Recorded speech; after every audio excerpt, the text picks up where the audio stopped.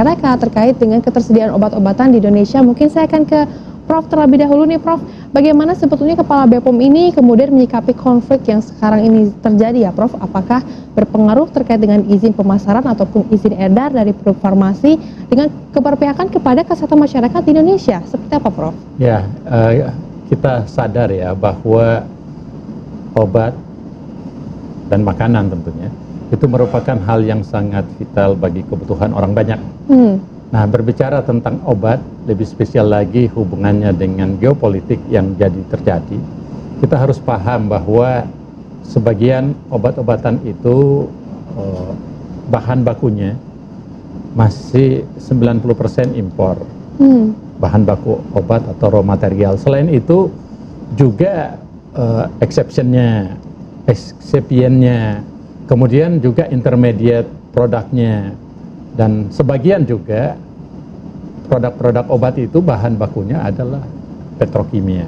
Petrokimia dalam artian residu dari bahan minyak dan sebagainya. Nah, dengan konteks itulah tentu sekarang ini kalau kita lihat di ketersediaan di negeri kita masih aman 6 sampai akhir tahun. Dalam konteks ketersediaan, karena kan mereka sudah supply jauh sebelumnya tahun lalu.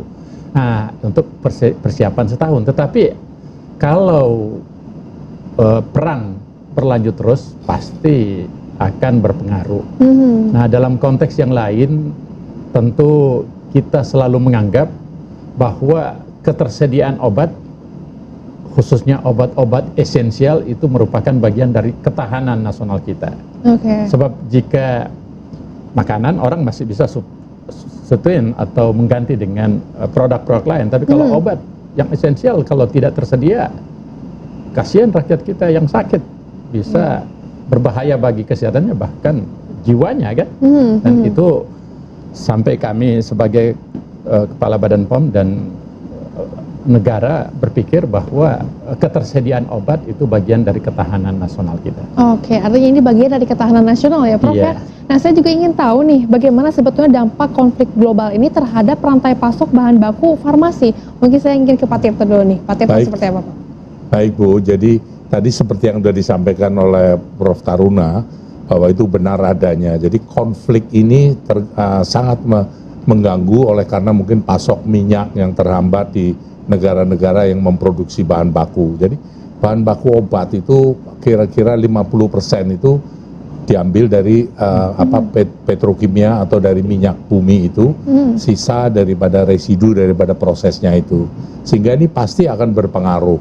Jadi kita jelas saja kalau memang berkepanjangan kita akan menghadapi kesulitan. Artinya bahan bakunya mungkin sulit didapat, kalau toh ada juga pasti harganya akan naik gitu. Itulah kira-kira penyebab atau yang menjadi kekhawatiran dari kita.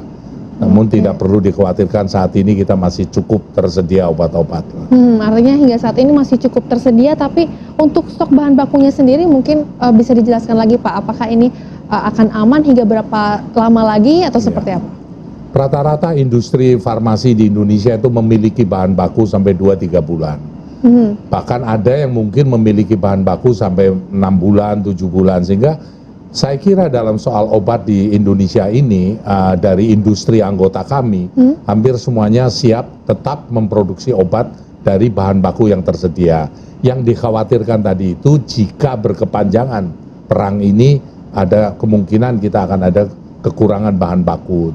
Jadi soal kurang bahan baku itu bukan berarti ini menjadi suatu kesalahan dari industri, tapi ini secara internasional memang terjadi demikian.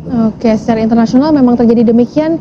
Kita akan kembali lagi nih ke Prof. Prof, ini bagaimana sebetulnya peran BPOM untuk membantu industri farmasi dalam kondisi menuju emergensi? Karena kan tadi juga tidak terlepas ya Prof ya? Nah, sebagaimana yang saya jelaskan tadi, bahwa ketersediaan obat itu adalah kebutuhan esensial rakyat kita. Kebutuhan yang sangat penting, bahkan bagian dari ketahanan nasional kita.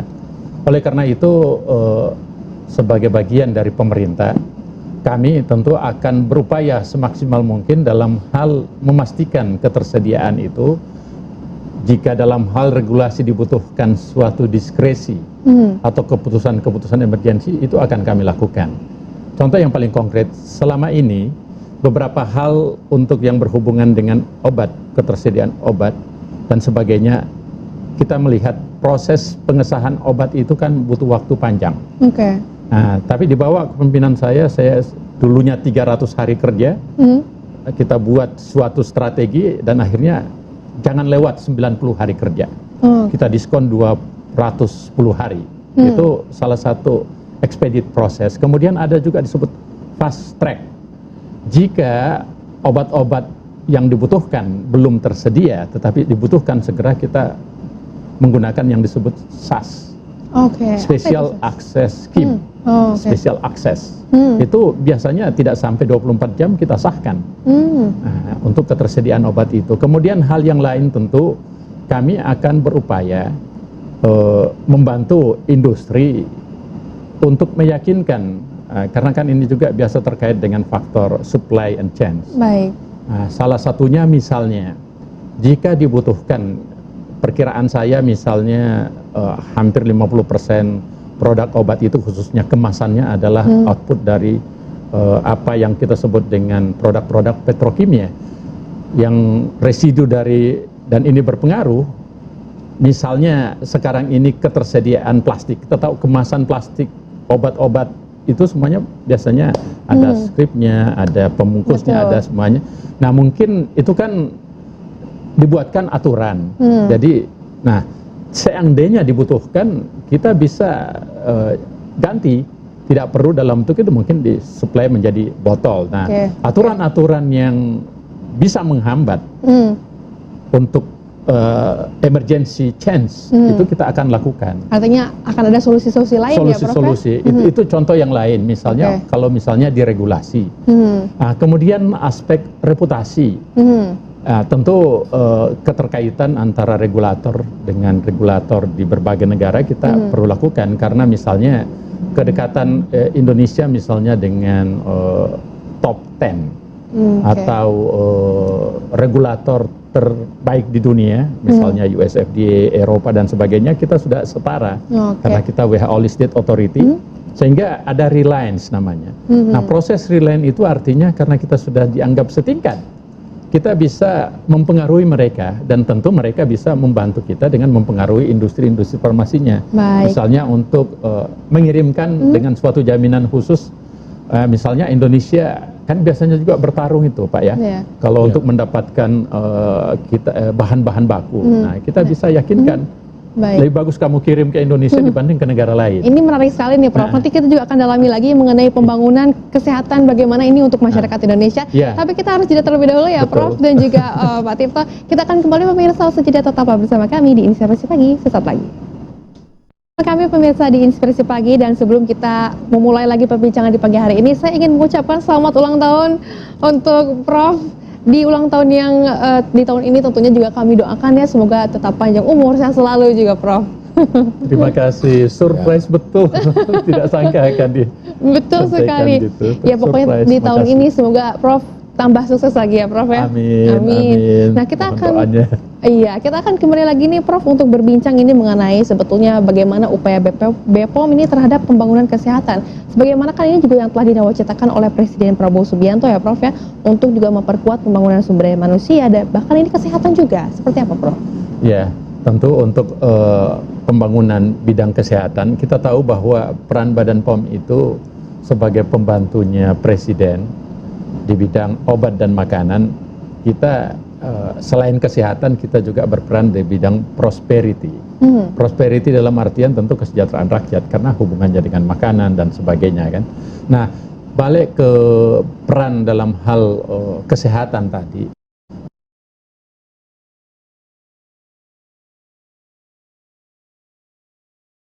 Tahu bahwa Badan POM sebagai lembaga negara harus menjalankan fungsi. Fungsi kami yang paling tegas adalah berdasarkan Undang-Undang Kesehatan dan berdasarkan Undang-Undang Pangan serta berdasarkan perintah Presiden, bahwa kita itu menjadi pengayom masyarakat, seluruh masyarakat Indonesia dalam hal memberikan jaminan keamanan, memberikan jaminan efikasi atau kemanfaatan, dan memberikan jaminan apa yang disebut jaminan kualitas semua produk yang dikonsumsi oleh rakyat kita, apa obat, makanan, suplemen, kosmetik dan sebagainya. Oleh karena itu, maka strategi-strategi yang kita lakukan itu harus memastikan program-program prioritas presiden harus kita jalankan. Apa itu program prioritas presiden? Misalnya ketersediaan pangan. Tentu Badan POM bagaimana lewat tupoksinya membantu ketersediaan itu lewat mulai dari hulu sampai hilirnya kan ketersediaan. Kemudian obat, kita tahu obat bagian dari ketahanan nasional dan merupakan hal yang sangat esensial untuk kesehatan. Betul. Nah, kita tahu orang masuk ke rumah sakit, datang ke dokter itu dua, pertama ketemu dokter untuk diagnostiknya tepat, tapi setelah itu wajib adanya untuk sembuh. Untuk sembuh tentu dia butuh obat. Betul. Oleh karena itu obat menjadi hal yang sangat esensial, sangat penting. Nah, untuk sampai ke situ perlu strategi. Pertama strateginya bahwa kita harus menjadikan lembaga regulator Indonesia itu harus memiliki kualitas, standar, dan kepercayaan setara dengan lembaga-lembaga standar tertinggi di dunia, dan itu kita sudah capai lewat WLA. Jadi reputasi kita sudah luar biasa. Nah, setelah itu keyakinan seperti itu tercapai, maka tahap berikutnya adalah bagaimana proses pelayanan kita ke masyarakat luas semakin maksimal. Dan kita tahu untuk dapat WLA itu minimal misalnya regulator sistemnya, servisnya, licensing dan sebagainya itu harus dilakukan dengan baik. Nah, itu salah satu strategi kita mempercepat ketersediaan obat. Tentu perizinannya jangan lama-lama. Iya kan? Karena itu kalau perizinan lama-lama berdampak pada industri malas memproduksi. Yang kedua itu cost-nya besar. Dan yang kedua masyarakat kan membutuhkan obat-obat inovasi. Maka kita buat strategi percepat dari 300 hari kerja cukup 90 hari kerja. Mempercepat strategi begitu ya Prof. Itu strategi inovasi yang kami lakukan. Kemudian yang berikutnya tentu yang paling penting juga edukasi masyarakat untuk menggunakan obat itu secara tepat guna. Contoh misalnya antimikroba resisten.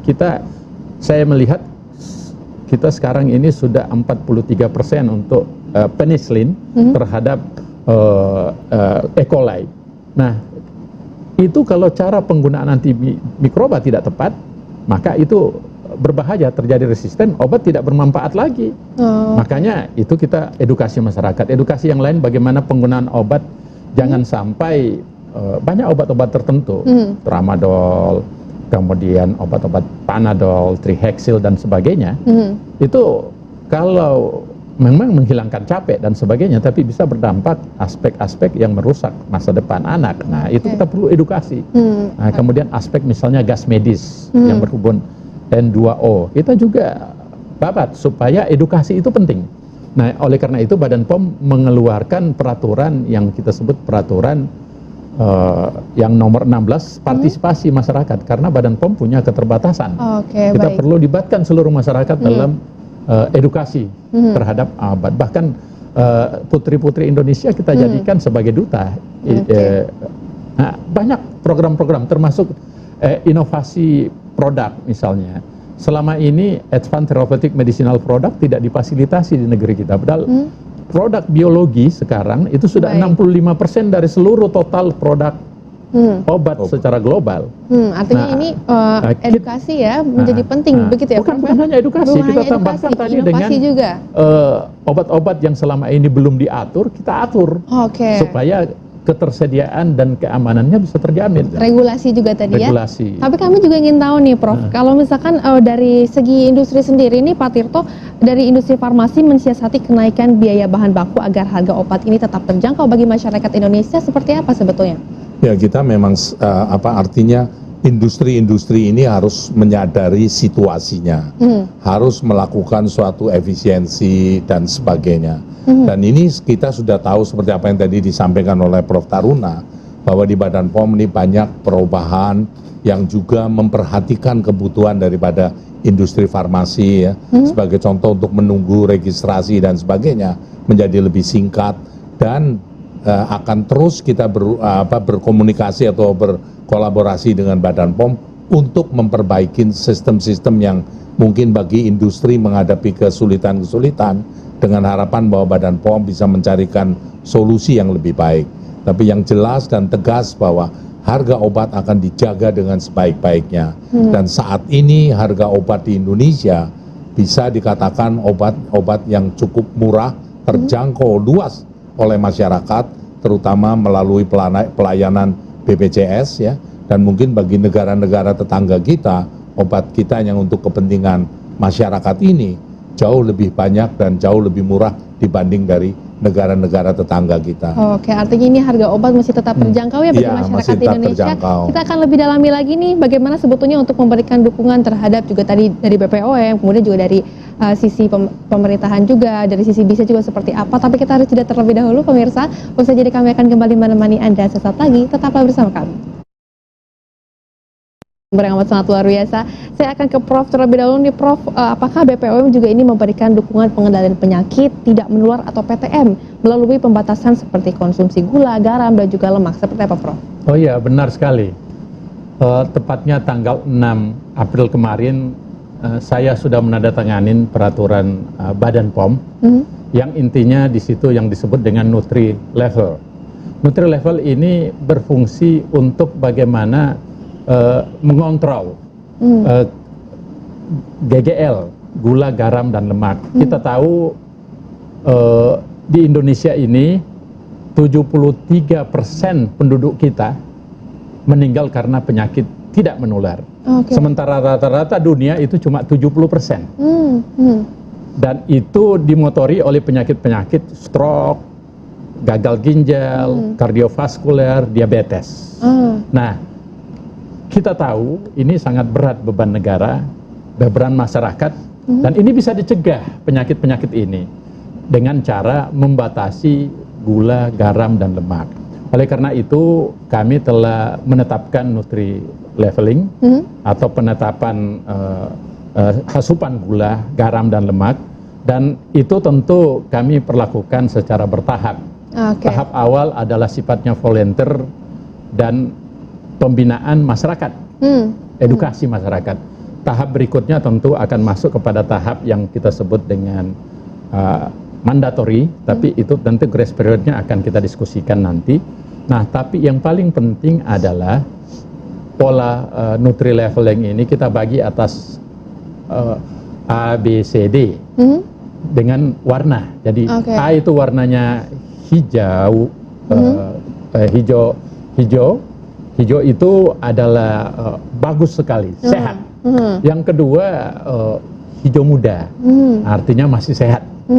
Nah, itu B.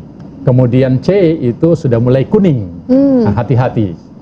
Nah, kalau D itu sudah mulai berbahaya. Nah, tetapi kita tidak, pemerintah tidak bisa melarang. Anda tidak boleh makan berlebihan, tidak bisa. Kita cuma memberikan edukasi masyarakat, jadi cukup dikasih tanda. Nanti masyarakat, rakyat kita secara simple belajar sendiri untuk secara arif dan bijaksana. Misalnya kalau saya sudah kelebihan gula dengan usia tertentu, jangan makan banyak, terlalu banyak. Itu dia. Lantas Prof, mungkin harapannya seperti apa nih, singkat saja Prof? Harapan saya penyakit-penyakit non-infeksi atau penyakit yang tidak menular ini, khususnya penyakit jantung, stroke, kardiovaskuler, diabetes, gagal ginjal akan turun. Semakin rakyat kita semakin sehat. Amin. Kalau dari Pak Tito sendiri seperti apa Pak harapannya? Harapannya tentunya masyarakat tetap sehat dengan diberikan suatu obat jika memang mereka sakit dari hasil produksi anggota GB Farmasi. Selama ini memang GB Farmasi bekerja sama dengan POM sudah terus makin baik dengan harapan bahwa obat semua akan tersedia dengan cukup untuk masyarakat yang bisa dijangkau oleh seluas-luasnya masyarakat kita. Itulah yang kita sampaikan dan kami sangat bersyukur dan berterima kasih ya Pak kepada Prof. Taruna bahwa kerjasama kita ini sudah makin membaik dengan harapan bahwa bisa mencapai level tertentu sehingga masalah obat tidak menjadi masalah yang ditakuti oleh pemerintah maupun oleh masyarakat. Oke, baik. Jadi tidak perlu ada yang ditakuti ya, Ya. dengan adanya mungkin kerjasama yang dilakukan Ya, ini. ya. Mungkin ada yang ingin ditambahkan lagi? Ya, saya Tirta? penambahnya pada hari ini ingin memberikan sesuatu suatu plakat Wah, bahwa luar kita biasa. sangat bersyukur dan berterima kasih. Semoga kerjasama kita GP Farmasi dengan Badan POM akan terus dapat ditingkatkan dan terus lebih baik lagi. Wah, luar biasa sekali. Ya. Mungkin bisa diserahkan Pak Tirta Baik. kepada Prof. Ya, Prof ini dari GP Farmasi seluruh anggota terbalik, supaya kelihatan. menghargai sekali kerjasama yang ada. Ya, masih balik. Ya, oke, biar bisa di. Luar biasa sekali. Ya. Ini merupakan salah satu bentuk Ya. kolaborasi dan juga kerjasama ya yang Ya. dilakukan. Terima kasih. Selamat ulang tahun dari seluruh anggota GP Farmasi. Luar biasa. Ya, Badan POM dan GP Farmasi bersama-sama Ya, oke. membangun kesehatan rakyat negeri. Yes. Baik, terima terima kasih kasih banyak. banyak. Silakan duduk kembali. Wah, terima kasih Pak, luar Wah, biasa. luar biasa sekali ya. Ini juga merupakan suatu Dan bentuk ternyata komitmen apa ininya semuanya. bahasanya? Anugerah kepemimpinan visioner pengawasan Ya. obat dan makanan. Terima Wah, kasih. luar biasa Ya. sekali. kita sudah merasakan itu, Prof.